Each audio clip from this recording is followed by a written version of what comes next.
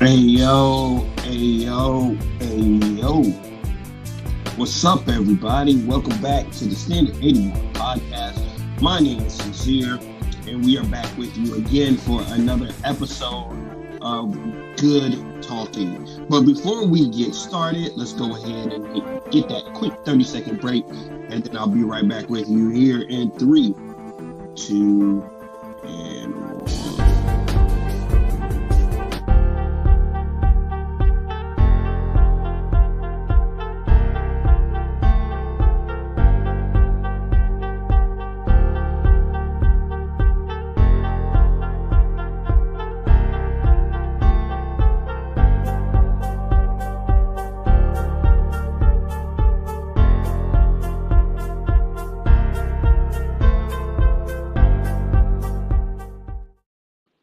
And we are back, ladies and gentlemen. I want to thank you, first of all, for rocking with me. I appreciate you all. Secondly, if you could go ahead and hit that thumbs up button, that like button, or hit the dislike button, either one. It'll help my content get out to more people and allow them to hear what you are hearing. I greatly appreciate that. As well as subscribe if you do like the content that I am putting out. I'm trying to put out very consistently. I know I haven't been as consistent with lately, but I've been working a lot. I do have regular jobs. As a matter of fact, two regular jobs. So it's a balancing act. Anyways, having said that, please comment down below. Let me know what you think about the comment, as well as share this with somebody that you think needs the information. Without any further ado, let's get started. I am entitling this one, Here's to the Future, the End of the Black War. Here's to the future, the end of the Black War. Now, why? Now you say, Sincere, why would you title something like that? That's kind of controversial.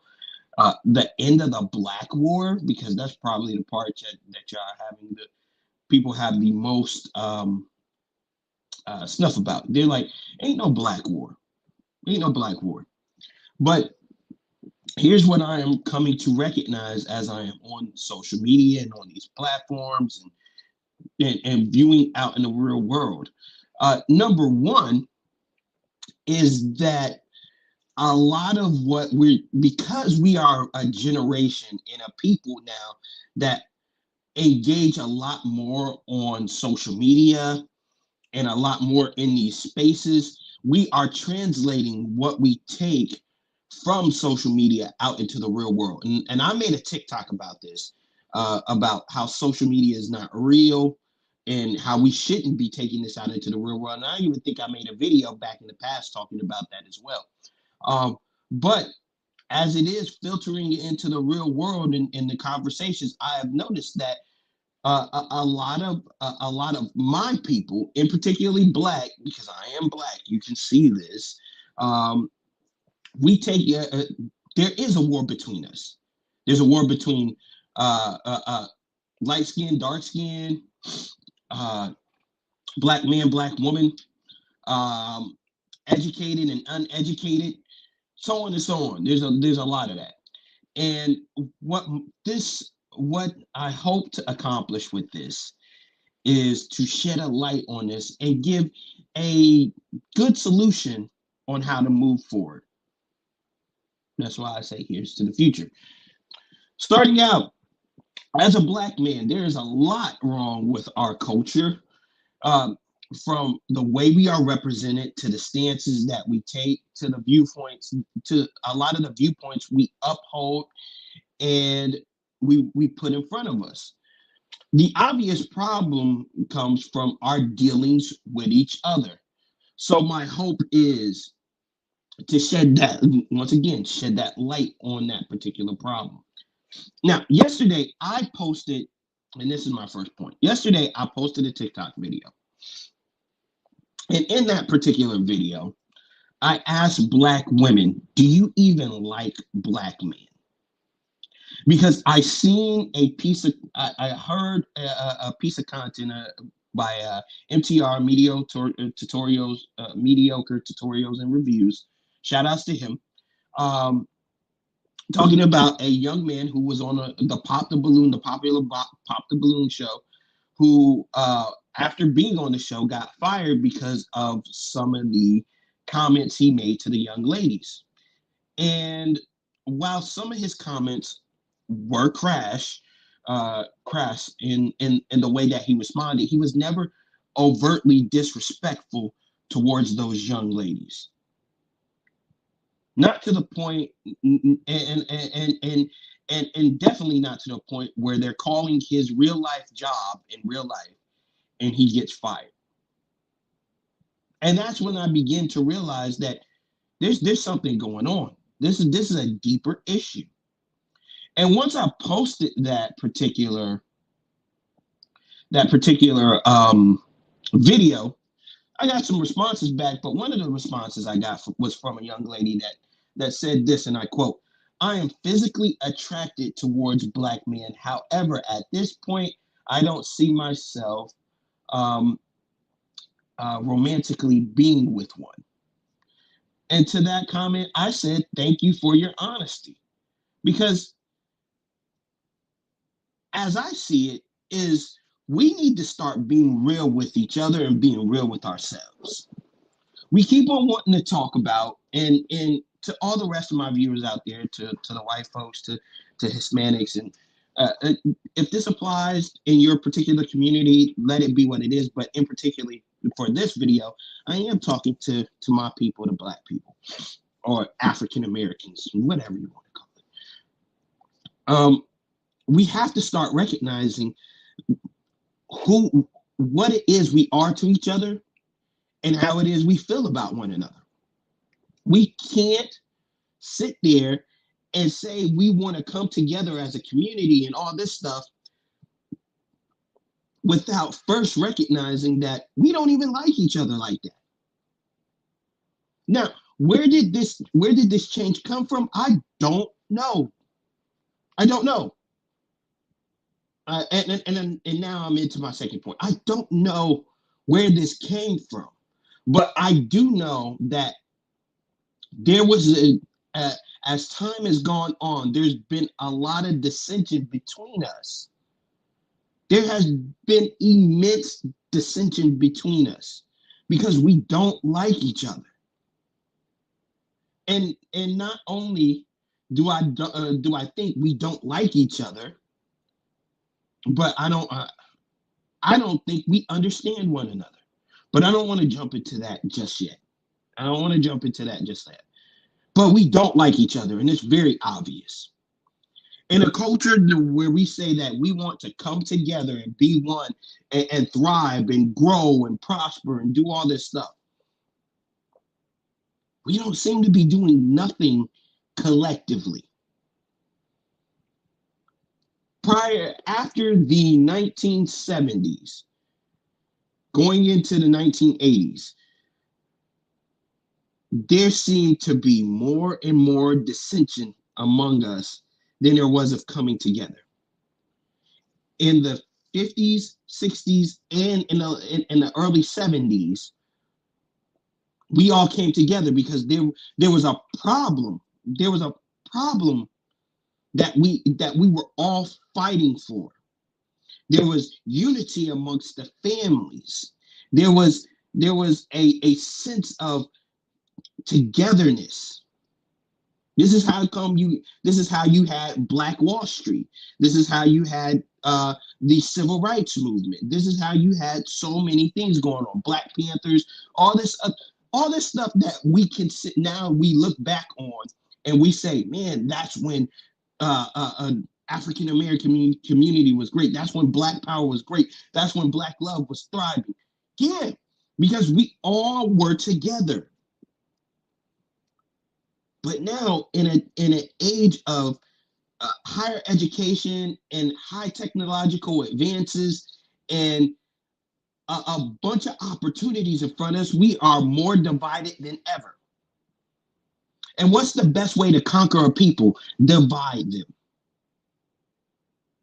What's the old saying? Divide and conquer. So if we can't divide you between, we don't just want to divide you between men and women because that's not enough. Let's divide you between skin tones. See, that's kind of what happened during the course of slavery, if you remember.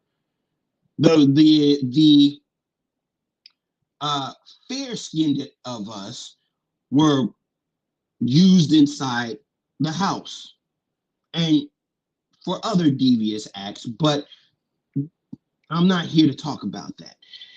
And then the more darker of us were kept outside. Now, do I know the mind of these people? No, but that was also a indication of divisiveness to make one person think they were better than the other. And since then, we have created that gap. We have made that gap wider and wider and wider. Which brings me into my third point. How do we see each other? I don't think we see each other in a good light. I don't. I really don't. Look at the stuff that we like that we allow to represent us in this day and age. It's debauchery, it's degeneracy, it's ratchetness, it's all kinds of filthiness that if Martin Luther King were alive today, he'd be like, what is this? If Marcus Garvey and Malcolm X were, they'd be like, what is this? This is the culture that we struggled and died for. This is what y'all made of all the acts and rights that we did. This is what y'all created. These are the people that y'all chose to represent. These are the people that you want to lead you into the future.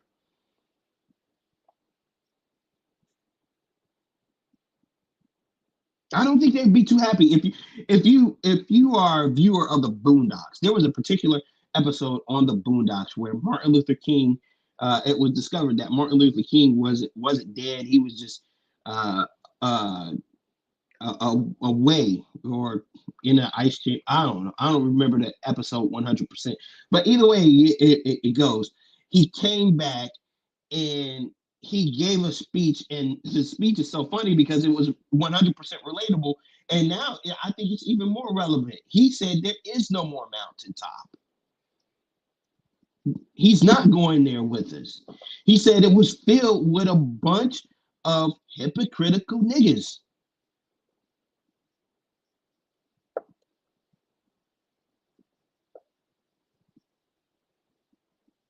Was he wrong? Now we all know that particular term means ignorance, but yet we use it all the time. And this is why we have a distinguishing now more so than ever between black people and niggas because it's almost needed.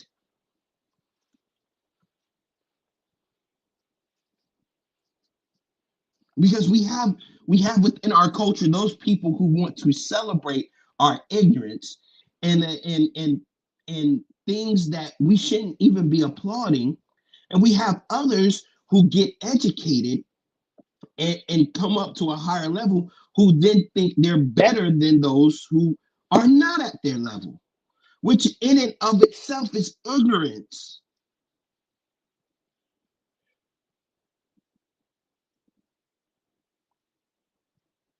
And I know what you're saying. You're saying, sincere, you're not telling us anything that at this point we don't know, we don't understand. This is why we have these conversations. This is why we have these talks. Well, I'm here to tell you the talks ain't working. The conversation ain't happening like it's supposed to. The things ain't jumping off like we thought it was because we're not getting any better. A matter of fact, I think we're getting worse. And it's because we don't do, which is my fourth point, the thing we should do, which is listen to each other to understand. We listen to each other so that we can rebuttal. We listen to each other so that they can talk long enough to get our points so that we can get our point across. But we don't listen to understand. The contention between black men and black women, if we listen to each other and try to understand one another's point of view, I think we would get a lot farther. The perception between dark skin and light skin, this whole colorism thing is nonsense. Notice that the colorism thing only happens within, let me not say that, but the people who focus on it primarily seem to be, in my opinion, our culture, black people. We seem to tend to want to focus in on culture and degrade each other because of our skin color, which is something that none of us can control. Maybe to a certain extent, we can all try to be like Michael Jackson once was and get our skin bleached and whatever the case may be. We can get as many plastic surgeries and as many body enhancements as we want, but we will never be anything but who we are at the end of the day. We don't listen to each other. We don't even try to comprehend what each other is saying. We just want to argue. We just want to argue. And that's the and to my solutions to this, I say that's solution number one. We need to start listening to each other to understand. How can you say, oh, we want to build a society where everybody gets along and where everybody begins to thrive and all this other stuff if we don't listen to each other long enough to understand what it is they're saying?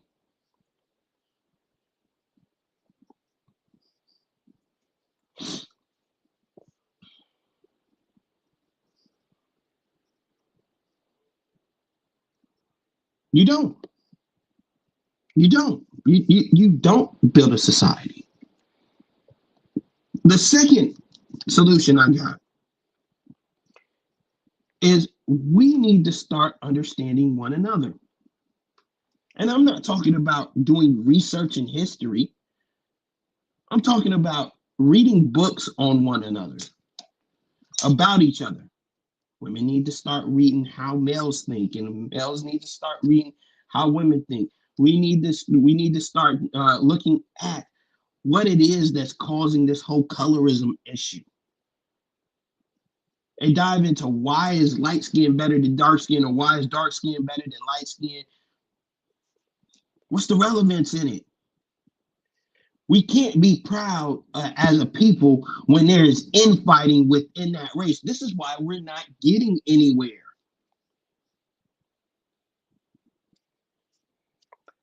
Black people all the time talking about we ain't getting nowhere because of the white person. That to a certain extent that is true.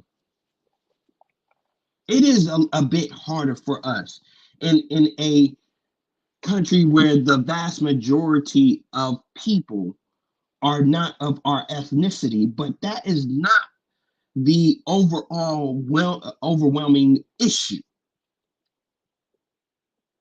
The overwhelming issue is that we fight in between us. We are infighting. A house divided cannot stand. That's what it says in the Bible, and as you guys know, I am a Christian. So I speak from the principles of the word, but a house divided against itself cannot stand. We as a culture of people are a house divided. So how do you think we're supposed to climb to the top and be great when we are divided between each other? When we are a divided people that don't want to even stand with each other because of our distinguishing differences, and some of them we don't even control. A lot of them we don't even control. Skin color, height, gender. We argue about these points, and these points are not even things we control. We can talk about conduct, we can talk about education, we can talk about social class. Some of those things, those things are the things we can control. But when we don't even look at each other as people who want to get along and understand one another, then we're doomed. The best and brightest of us, our athletes, our entertainers, are going to different races.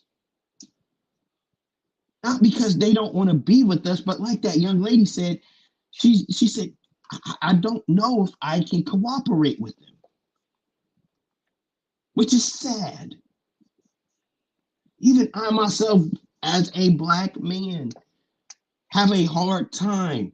While I can relate to them, I have a hard time viewing myself in the way that the culture is now. It's very sad to me that when I enter a place as somebody who has been raised in a two-parent household, who has an education, and I'm not talking about a college degree. I mean, been educated, read books, knows about the world, and has a good grasp of the English language, has an idea of what the culture is, knows its history, is still viewed as a ghetto man for the simple fact that I decided to wear a hoodie out.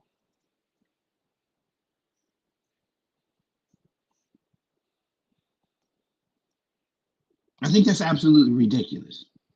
Because of my choice of clothing, and I'm not talking about ridiculous stuff, because I think we all know that perception is reality. I'm not talking about wearing a shiesty or a ski mask in the middle of summer, but I decide I want to wear a hoodie, and I automatically get viewed as a villain, somebody that could hurt somebody. Until I furthermore prove through my conduct that I'm not that kind of person. I'm not saying there's no credence to that, because even Martin Luther King said you should be judged on the content of your character. But to be immediately judged off of a single perception of one item that you choose to wear above everybody, above everything else, is absolutely ridiculous. Absolutely ridiculous. So what do I think is the third solution to this? And this is my closing. I think the third solution is you go where you're desired. Go where you are desired. Go where you are wanted.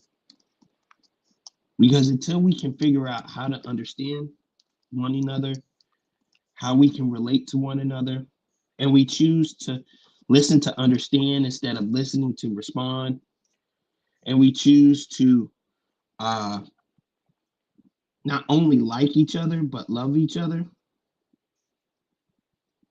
I say, look, the only way we're gonna continue to persist on is to go where we are respected, where we are loved, where we are genuinely looked at as a good people, even if it's only even if it turns out that the next generation is only half of what we are. You say, gee, you know what y'all probably saying. You sound a lot like Dr. Umar up until the end. Because to me, the obvious thing is, if we don't like each other, and we don't want to understand one another, and we don't even want to pretend to listen to each other in a sensible manner, then go where you are wanted. Go where you are respected. Go where you can get the things that I just named.